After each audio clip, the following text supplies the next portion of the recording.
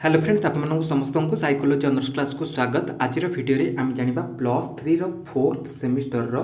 Core paper 10 रो importance long question तो निश्चित भाव में पिला माने जानिबा किंतु ता पूर्व आपण मानकु कहि रखिबी आजिर जो पेपर आपण मानकर थिला कोर पेपर 9 आजिर एग्जाम केमती हेछि एवं क्वेश्चन केमती आसिथिला आपण माने केतिक मात्रा रे अटेंड करछन्ती एवं जहा क्वेश्चन आपण मानकु कहिथिली आसिथिला कि ना निश्चित भाव में यही वीडियो कमेंट सेक्शन रे कमेंट करेंगे। ठीक अच्छे एवं आज वीडियो आपको लॉन्ग क्वेश्चन इंपोर्टेंस देदेवी एवं नेक्स्ट वीडियो आपको शॉर्ट क्वेश्चन इंपोर्टेंस देदेवी। ठीक अच्छे तो आपण मानकु जो क्वेश्चन बर्तमान आपको कहबी ताकू टिके ध्यान सह शुणु एवं जदि पार्छन ताकू टिके नोट कर दियंतु। ओके आउठी हाँ आपण माने थंबनेल देखि पारथिबे जे गोटे विषय अच्छे आपन से टोटाली प्रश्न आसबा नहीं आपको कहबी है वीडियो को शेष पर्यंत देखु जानीपर जे स्किप कर जानीपर। ठीक अच्छे यहाँ सब यूनिवर्सिटी पिला कथा कहूँ। ओके देख फास्ट तुम जमी कही कोर पेपर 9 सेमती कोर पेपर 10 कहीदे 4 नंबर जो लॉन्ग क्वेश्चन से दुईटा क्वेश्चन आपण मानक मु दउछि से दुईटा मध्यरु गोटाए क्वेश्चन रही। क्वेश्चन कौन गोटे क्वेश्चन होछि तमर जो एई माने कौन psychological assessment scope of human assessment से नेचर मध्य देई थाई पारे बुझिछ ना नहीं नेचर किंतु केवल गोटाए क्वेश्चन दबनी जदि देथिबो नेचर को स्कोप मिसे कि देथिबो गोल को स्कोप मिसे कि देथिबो बुझिछ ना नहीं किंतु मेन क्वेश्चन कोटा हमर स्कोप परिसर काहार परिसर आमर जो मनोवैज्ञानिक आमर ह्यूमन असेसमेंट रो परिसर बुझिछ ना नहीं। तो यही जो स्कोप ऑफ ह्यूमन असेसमेंट तार विभिन्न प्रकार रो परिसर रही जमीक कि आमर एजुकेशनल सेटिंग हो एजुकेशनल सेटिंग आमर शिक्षा क्षेत्र देन आसला काउंसलिंग सेटिंग आमर परामर्श क्षेत्र नैदानिक क्षेत्र क्लिनिकल सेटिंग जेरियाट्रिक सेटिंग विभिन्न प्रकार रो से सेटिंग मान रही विभिन्न प्रकार क्षेत्र मान रही ताकू मेंशन करके लिखियो। ठीक अच्छे एवं ता सहित आउ गोटे कथा आपको कहीदे पारामीटर्स ऑफ साइकोलॉजिकल असेसमेंट यहाँ तुम मानकर गोटे इंपोर्टेंट क्वेश्चन। तो ये जो स्कोप कहली आ पारामीटर्स कहली स्कोप आ पारामीटर्स रो जो दुईटा क्वेश्चन कहली से गोटे क्वेश्चन ये 4 नंबर रे रही। पारामीटर्स ऑफ साइकोलॉजिकल असेसमेंट कौन आमर मनोवैज्ञानिक मूल्य निर्धारण माने परिमेय लक्षण जाक सब बुझी परिमेय लक्षण आमर वैधता आसो ए वस्तुनिष्ठता मानकीकरण ये सब को तुम मेंशन करके सब पॉइंट गुड़ी को तुम मेंशन करके लिख बहुत बढ़िया मार्क आसो है मात्र ये दुईटार गोटे क्वेश्चन तुम मन रही। ठीक अच्छे ये दुईटार तुम गोटे क्वेश्चन 4 नंबर रही जापर कौन scope of human assessment parameters of psychological assessment सरला। 2 नंबर क्वेश्चन पिला माने तुमको कहीदे माने 5 नंबर जो क्वेश्चन थी तुम क्वेश्चन पेपर रे तुम आसो कौन आइटम एनालिसिस विश्लेषण तार आइटम विश्लेषण गोटाए क्वेश्चन रिलाबिलिटी तुम कौन विश्वसनीयता देन तुम भैलिडिटी वैधता वैधतार संज्ञा अच्छी तार प्रकार अच्छी टाइप्स देन आसला तार एडवांटेजेस लिमिटेशन विभिन्न प्रकार अच्छी ताको टिके मेंशन करके लिखिबो। ओके तापर आसला नॉर्म्स हमर नॉर्म्स मान कौन आदर्शक। ठीक है आदर्शक मानक आम कही परिबा लगी डेवलपमेंट ऑफ नॉर्म्स विकास आदर्शकर विकास बा मानकर विकास। ठीक अच्छे बुझीपार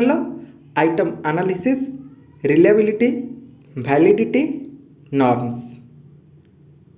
ठीक अच्छे यही थ्रु तुम कहीदे यही जो 4टा बर्तमान तुमको कहली यही 4टा और रे यही प्रश्न आगे रही बुझीपार कौन कहली बुझ आउे आइटम एनालिसिस और रे रिलायबिलिटी रही पारिबो रिलायबिलिटी और रे वैलिडिटी आसीथिबो वैलिडिटी और रे नॉर्म्स आसीथिबो। ठीक अच्छे तेणु करिकी जदि तमे ए 4टा पढ़ी दउछ तुमको कहला भाई 5 नंबर क्वेश्चन ऊपर क्वेश्चन आसो विथ तल क्वेश्चन माने ऑल रे मध्य जो क्वेश्चन देथियो सेटा मध्य आसो। ठीक अच्छे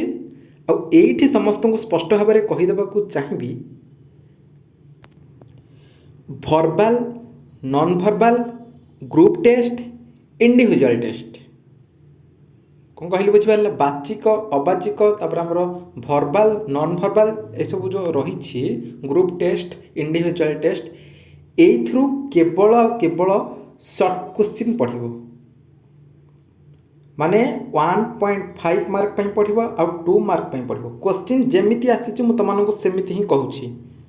बुझे ना नहीं क्वेश्चन जमीती आसी तुमको सेमिति ही कहूँ। Individual test group test verbal non verbal रु केवल शॉर्ट क्वेश्चन ही आसी लॉन्ग क्वेश्चन एथे आसी ना बुझी तेणु करके तुम मानकर लॉन्ग क्वेश्चन कौन आसी लॉन्ग क्वेश्चन तुमको कहली जमी आइटम एनालिसिस आसी रिलायबिलिटी आसी वैलिडिटी आसी नॉर्म्स आसी बुझीगला। एबे जानिबा 6 नंबर क्वेश्चन 6 नंबर क्वेश्चन पे माने कौन तुम आसेसमेंट ऑफ माने एबिलिटी ऊपर आसी एबिलिटी माने हमर कौन 3टा जिनस कही दूची इंटेलिजेंस इंटरेस्ट इंटरपर्सनल इंटरेक्शन कौन कौन कहली इंटेलिजेंस इंटरेस्ट आउ इंटरपर्सनल बुझेला। इंटेलिजेंस जोटा आसला बुद्धिर मूल्यांकन से विभिन्न प्रकार मूल्यांकन रही बिना परीक्षण रही वेस्लर मापन रही कफमैन शिशु मानधारण आवली आम राभेन्स प्रोग्रेसिव मैट्रिसेस विभिन्न प्रकार रही टे सब पॉइंट गुड़ मेंशन करके लिखियो। इंटेलिजेंस गला हारी माने बुद्धिर मूल्यांकन गला हारी। एबे जानिबा आग्रहर मूल्यांकन इंटरेस्ट यहाँ मत गोटे लंग क्वेश्चन जोटा कि आग्रह आमर स्ट्रंग आग्रह आविष्कारिका रही कुडरसन साधारण आग्रह देन आमर आसो जदि वृत्तिगत आग्रह से रही वृत्तिगत पसंद आविष्कारिका तापर आत्मनिर्देशित अन्वेषण रही कुडर साधारण आग्रह सर्वेक्षण विभिन्न प्रकार सर्वेक्षण से रही आग्रह माने आमर इंटरेस्ट तापर आसुछि इंटरपर्सनल अंतर्वैयक्तिक पारस्परिक क्रिया से आवेगिक बुद्धि अच्छी नैतिकता अच्छी समानुभूति अच्छी सामाजिक निर्भीकता अच्छी बुझे ये सबको सब पॉइंट गुड़ माने मेंशन कर लिखियो। बुझीपारे कौन कौन कहली 6 नंबर क्वेश्चन कौन आसी इंटेलिजेंस इंटरपर्सनल इंटरेस्ट इंटेलिजेंस आसला बुद्धि मूल्यांकन इंटरेस्ट आसला आग्रह मूल्यांकन इंटरपर्सनल आसला अंतर्वैयक्तिक पारस्परिक क्रिया ये 3टारू गोटे क्वेश्चन ये 6 नंबर रही तुम केवल जीव आउ लिख बुझी। नेक्स्ट जदि देखा 7 नंबर रे पिला माने किछि नाही 2टा क्वेश्चन रही 2टा क्वेश्चन तुमको मुझे कहीदे 2टा क्वेश्चन ए गोटे क्वेश्चन रही है कि कौन रही ग्रेडिंग आउ रिपोर्टिंग बुझे मार्क आउ रिपोर्ट तार गुरुत्वपूर्ण व्यवहार माने कौन से सफलता विफलता